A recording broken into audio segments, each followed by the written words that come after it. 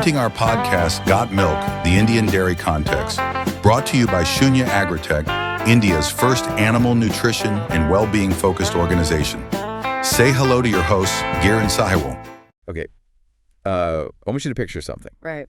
You're walking into a supermarket. It doesn't really matter where. London, New York, Tokyo, Mumbai. Yeah. You head over to the dairy aisle, and you see that massive wall of milk cartons. Now, statistically speaking, if you took every single drop of milk produced on this planet and poured it into one giant swimming pool. That is a lot of milk. Right, a massive pool. If you did that, every fourth cup you scooped out of that pool would have come from India. It is a staggering image when you put it that way. We aren't just talking about a participant in the global food chain here. We are talking about the dominant force. India is the heavyweight champion of dairy, and the gap between number 1 and number 2 is actually widening. And that is exactly where we are starting today. We're doing a deep dive into a document that, I'll be perfectly honest, sounds like it's going to be the absolute cure for insomnia. Oh, absolutely. It's the Annual Report 2024-25 from the Department of Animal Husbandry and Dairying, Government of India. Yeah, it doesn't exactly scream thriller or beach read, does it? It really doesn't. But I spent the weekend with it, and I have to admit, my jaw hit the floor more than once. Same here. Because this isn't just a list of cow census numbers. It's this wild blueprint of a massive economic engine, a story about, and we'll get into this, sci-fi level genetic engineering happening in rural villages. Yes. And honestly, a bit of a mystery about where the Indian workforce is actually going. I think that's the perfect way to frame it. The mission for this deep dive is to look way past the surface level stats. We really need to understand the machinery behind the milk. Right. We're going to look at the money, which is astronomical, the strange shift in who is actually doing the farming, and the technology, which, by the way, is moving way faster than I think most people realize. So let's start with the wallet. Give us the sheer scale of this, because I think when people hear animal husbandry, they think of, a small backyard operation. A couple cows. Exactly. They don't think GDP juggernaut. Right. So let's look at the gross value added, or GVA. This is basically the measure of the value of goods and services produced in an area or sector of an economy. Okay. In the context of Indian agriculture, the livestock sector is doing some incredibly heavy lifting. How heavy are we talking? Give me the numbers. Well, livestock contributes just over 30%, 30.23% to be precise, of the total agricultural GVA. Wow. That is nearly a third of all value from agriculture coming just from animals. But here is the number that really matters. Okay. If you look at the entire national economy of India tech, manufacturing, services, everything included, livestock alone accounts for 5.5% of the total GVA. Wait, let me context that. 5.5% of the entire national economy. That seems incredibly high for a single subsector. It is. To put a specific price tag on it, for the financial year 2022-23, the value of the sector was roughly 13.5 lakh crore rupees. 13.55 lakh crore. That is at current prices. It's a massive valuation. To give you an idea, that is bigger than the entire automobile manufacturing sector in many developed nations. That is wild. It represents a massive flow of wealth directly into the rural economy. So you have this booming sector, Yeah. slushing with cash, absolutely critical to the economy. You would assume, logically, that everyone and their neighbor is trying to get a job in this sector. You would think so. If that's where the money is, that's where the people should be, right? You would definitely assume that. But the data throws us a massive curveball here. Yeah. And this was one of the most interesting parts of the report for me because it completely challenges the standard narrative about leaving the farm. This is the workforce data from the Periodic Labor Force Survey. Correct. So they compared data from 2022-23 to 2023-24. Now remember, the sector is growing in value, but the percentage of workers who categorize themselves strictly under animal production actually dropped. Dropped. Yep. It went from 6.45% down to 6.34%. That seems completely counterintuitive. If the industry is growing and the money is there, why are there fewer animal producers? Are they being replaced by machines or automation or something? Not machines, they are being replaced by themselves, just in a different form. While animal production dropped, look at the category that rose. Okay. Mixed farming went up significantly from 3.63% to 4.34%. Okay, let's unpack mixed farming. What does that actually look like on the ground? Is that just a fancy term for doing two things at once? Essentially, yes, but it's a strategic two things at once. It means the farmer isn't just a dairy guy or a crop guy anymore. Right. They are doing both simultaneously and consciously, and this is the real aha moment of the report. It interprets this shift not as people quitting the livestock trade, but as a strategic move toward resilience. It's a hedge, like portfolio diversification in the stock market. Precisely. It's risk management 101. Agriculture is incredibly volatile. Monsoons fail. Crop prices crash. Pests attack. Yeah, totally out of their control. Exactly. A wheat harvest only happens once or twice a year. But a buffalo produces milk every day. It provides daily liquidity. Cash flow. Exactly. By shifting to mixed farming, these rural households are insulating themselves against shock. They are using livestock as a daily cash flow engine to support the longer-term bets on crops. Because if the crops fail, you still have the milk check coming in. You still have the milk check. That's a really crucial insight. It completely transforms the image of the farmer from a passive victim of the weather to an active portfolio manager. Yes. They're managing risk, just like a hedge fund manager would, just with entirely different assets. Absolutely. And it explains why the sector is so resilient. It's built on millions of diversified small businesses, not just giant monoculture factories that can be wiped out by one disease or one bad season. Which brings us back to the product itself, the white gold. We mentioned the 1 in 4 glasses stat at the top, but want to look at the leaderboard. Who is India actually beating? Everyone. Literally everyone. The report lists India as the undisputed number 1 milk producer ahead of the USA, Pakistan, China, and Brazil. And the sheer volume. In 2023-24, production hit 239.30 million tons, and it's growing at a compound annual growth rate CAGR of almost 5%. Right. For a mature industry, 5% growth is very, very healthy. In many Western countries, dairy growth is flat or even declining, but here it's still surging. But here is the thing that always trips people up.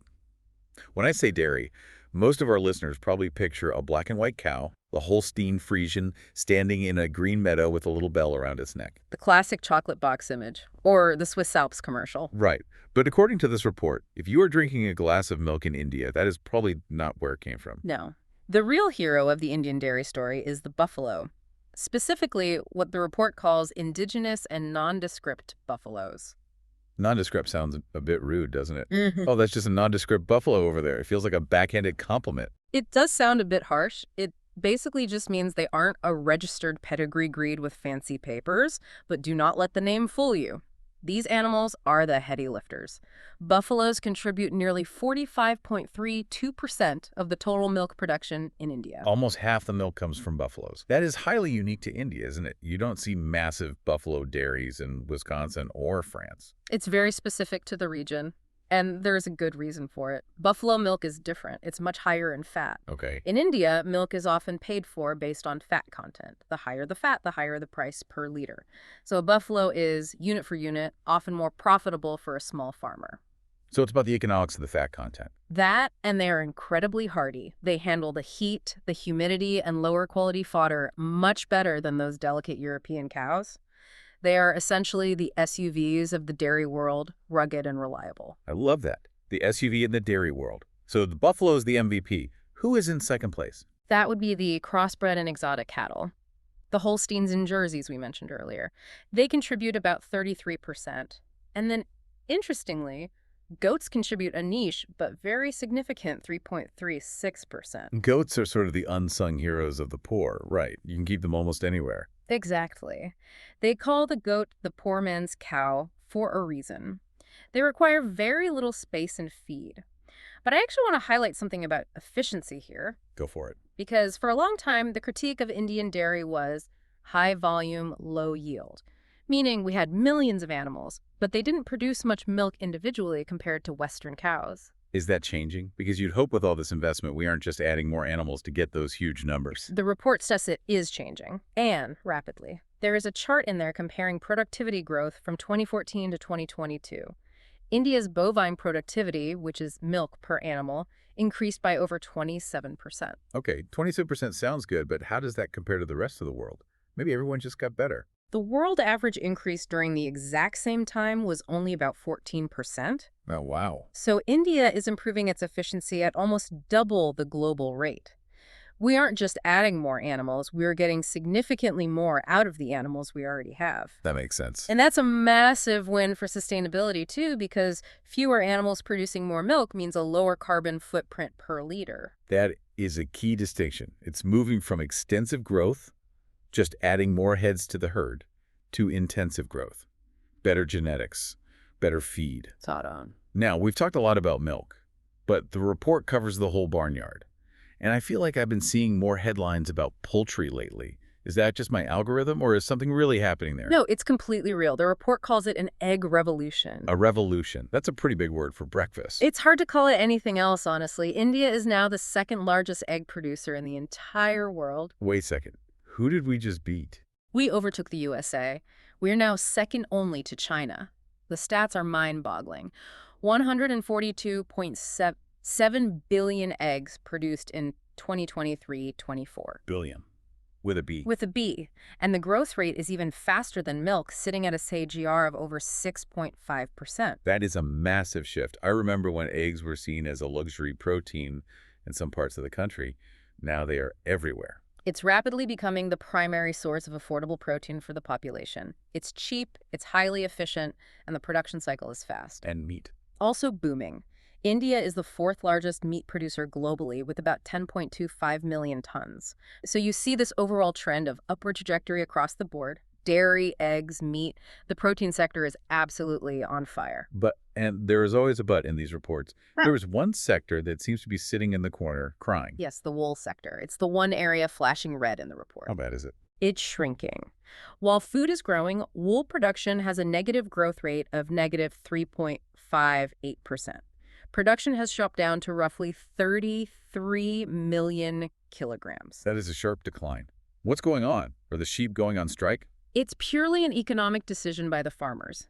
The report frames this as a unique narrative of transformation. Basically, shearing wool, processing it, and selling it is incredibly labor-intensive. And look at your own closet. How much wool is actually in there compared to polyester or cotton? Not much. Synthetic fibers are cheaper and way easier to wash. Exactly. The global demand has dropped, and the prices haven't been great due to competition from synthetic fibers. So farmers are looking at their sheep and thinking, why am I growing this for wool when the demand for meat is skyrocketing? So sheep are increasingly being reared for mutton, not wool. So we are feeding the world, but we aren't clothing it anymore. That's the trade-off. It's a classic example of market forces totally reshaping a traditional industry. The food aspect of the animal is winning over the fiber aspect. Okay, I want to pivot to the part of the report that completely blew my mind. We usually think of farming in India as very traditional, hand-milking ancient practices. But then you get to this section on the Rashtriya Gokul mission, and suddenly we're talking about stuff that belongs in a high-tech laboratory. This is where the deep dive gets really, really interesting. The government is pushing high-tech breeding to an extent that is quite aggressive. The headline technology here is IVF, in vitro fertilization. IVF for cows. I mean, we know what that is for humans, but apply it to the barnyard for us. How does that look? It's the exact same principle, but the reason they're doing this comes down to simple math. The report states that IVF can do in one generation what normal breeding does in 7. Oh, break that down. How does that math even work? Okay, let's look at traditional selective breeding. You have a herd. You pick your absolute best cow, you mate her with a good bull, you get a slightly better calf, you have to wait for that calf to grow up, which takes about 3 years, then you breed her. To get a genuinely genetically elite herd from a normal base, it takes about 7 generations of this slow incremental climb. That's roughly 21 years. 21 years is a career. That's a generation for humans. Most farmers can't wait 2 decades for a high-yield herd. Exactly. Enter IVF. You take the egg from a super cow, a high-yield champion that is already perfect. You fertilize it in a lab with elite sperm. You create an embryo. Then you implant that elite embryo into a regular cow, a surrogate. So the surrogate mother is just the carrier. She gives birth to a calf that has none of her genetics. Correct. She gives birth to a genetic superstar.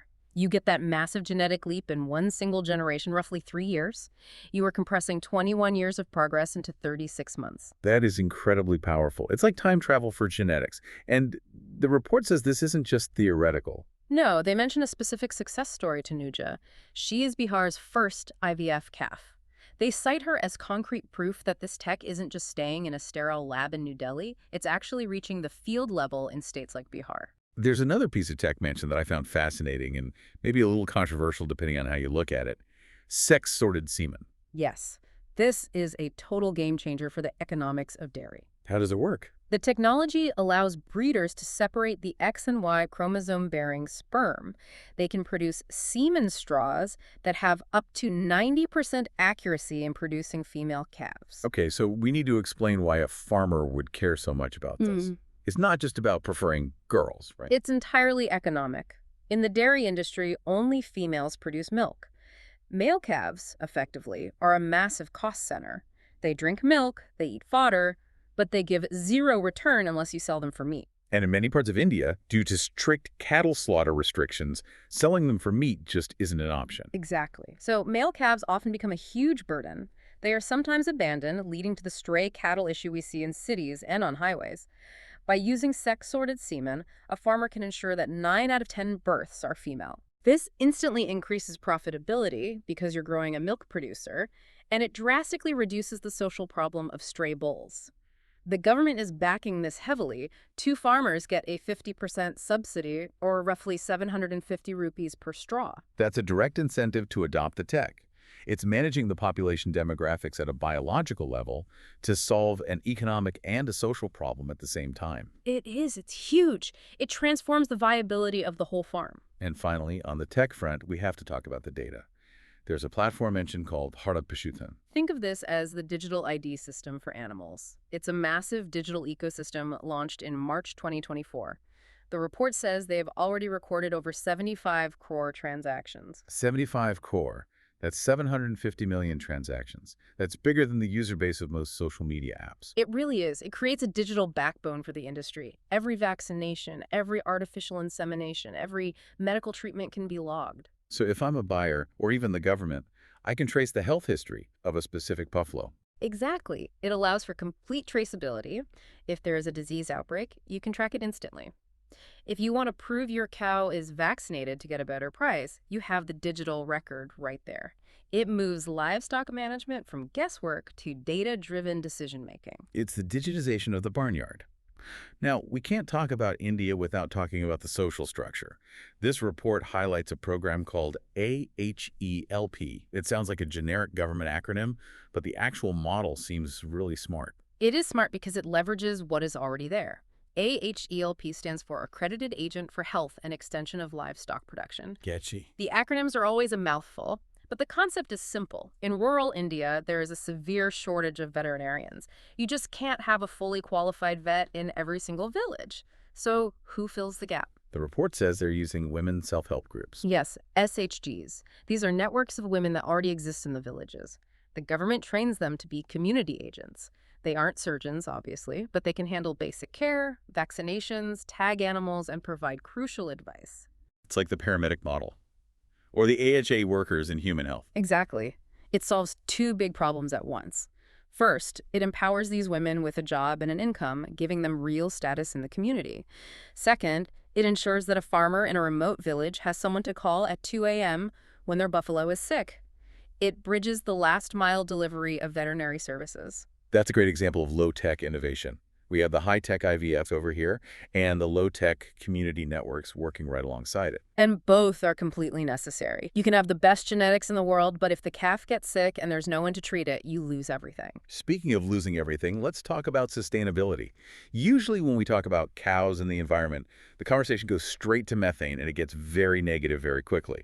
But this report takes a totally different angle. It talks about manure not as waste, but as a core product. It's a critical reframing. We have a massive global soil health crisis right now. Soils are becoming depleted because we use way too many synthetic fertilizers. The report emphasizes the symbiotic relationship here. Livestock gives back to the soil. How so? Manure actually improves soil porosity, which is how much air is in it, and water retention. If you use manure, your soil holds water better, which is crucial in a drought. It reduces dependence on chemical fertilizers, which saves the farmer money and saves the soil from total degradation. The livestock sector is actually a stabilizer for the ecosystem. And they highlighted a specific best practice regarding water, right? The pond irrigation system down in Bangalore. Yes, at the Center of Excellence for Animal Husbandry, they took a fodder farm that was completely dependent on rain, which is super risky because if the rain fails, the fodder dies and then the cows starve. Right. They converted it into a sustainable model using pond irrigation. They basically capture rainwater, store it, and irrigate efficiently. It sounds so simple, but for a thirsty sector like dairy, water management is everything. It is the literal difference between profit and bankruptcy. So we've covered a lot of ground here today. We've gone from the macroeconomics of 13 lakh crore rupees all the way down to the microscopic level of IVF embryos and then back out to the soil health in the village. It is a massive, complex picture. It is. And if I had to summarize the deep dive takeaway here, it's this. We are seeing a sector that is aggressively modernizing, but in a very Indian way. What does that mean in an Indian way? It's not moving toward massive corporate mega farms where animals are just numbers on a spreadsheet. It's keeping the small farmer at the center of the story. It's using high-tech tools, IVF, sex-sorted semen, digital databases to empower the guy or woman with 2 buffaloes and a small plot of land. It's modernization without consolidation. That is a fascinating way to put it. So what does this all mean for you, the listener? Next time you pour that glass of milk, remember, there is a 45% chance it came from a buffalo, a high probability its mother's health is being tracked on a digital database of 750 million transactions, and it's fueling 5.5% of one of the world's largest economies. And here is a provocative thought to leave you with. The report paints a picture of massive growth in food milk, eggs, meat. But we saw that sharp decline in wool. The market is absolutely ruthless. As we rush toward this high-tech efficiency, focusing so heavily on what we eat, are we risking the permanent extinction of traditional sectors like wool? Or can this exact same technology, these databases and genetic tools, be turned around to revive them before they disappear completely? That is the big question. Efficiency is great, but diversity is survival. Something to chew on. Thanks for joining us on this deep dive into the barnyard of the future. It was a real pleasure. Catch you next time.